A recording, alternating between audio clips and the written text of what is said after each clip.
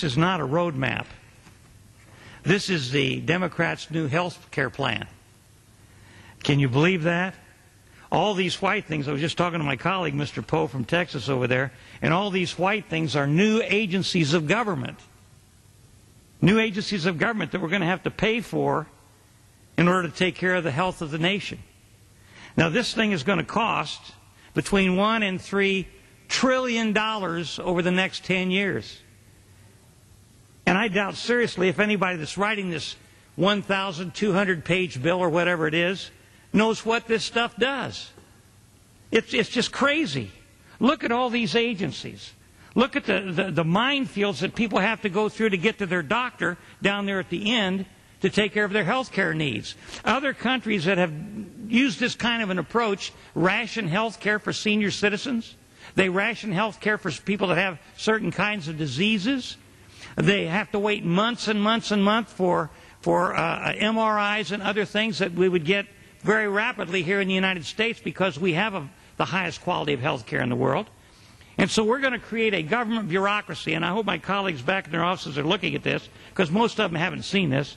We're creating a government bureaucracy that looks worse than any federal highway system like in California. I mean, you can't even find your way around this thing. But that's not the worst of it.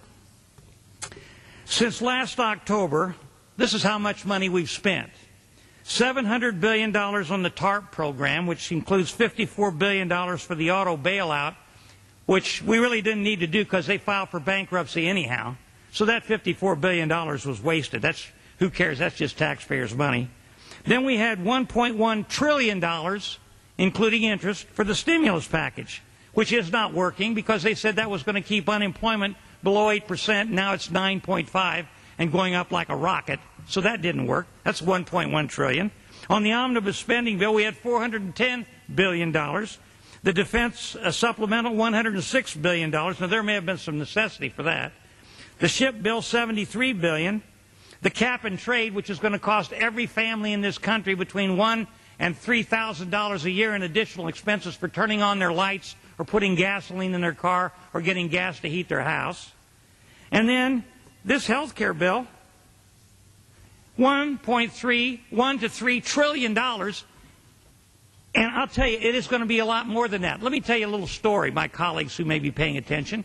When I was a state senator, the federal government came into Indiana and said, if you don't take the Medicaid bill, we're going to withdraw $2.5 million in federal highway funds. They were blackmailing the state of Indiana into taking the Medicaid program by saying that we were going to lose $2.5 million if we didn't take it. And I went to the Senate floor and I said, hey, it's going to cost us 10 times this amount of money if we do take Medicaid. I said it would cost about $25 million. Do you know how much that costs now? Between $1 and $2 billion a year. I was so far off it isn't funny. And this thing right here is not going to cost $1 to $3 trillion. It's going to cost trillions more than that. It's going to reduce the quality of health care. It's going to cause rationing of health care, and it's going to ruin the system of health care we have in this country. It's just a tragedy that this is happening. This administration is moving as rapidly as possible as they can toward a socialistic form of government.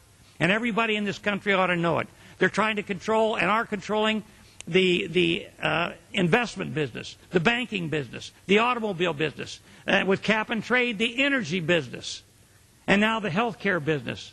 This is really a tragic time for America, and I hope everybody in this country that may be paying attention will really take a close look at this and call their congressman if they are paying attention. I know I can't address them, Mr. Speaker, but if I were addressing the American people, I would say contact your congressman and tell him you don't want this mess passed into law that's going to jeopardize the quality of your health care here in America. I yield back the balance of my time. Gentleman yields back. Mr. Moran, Kansas.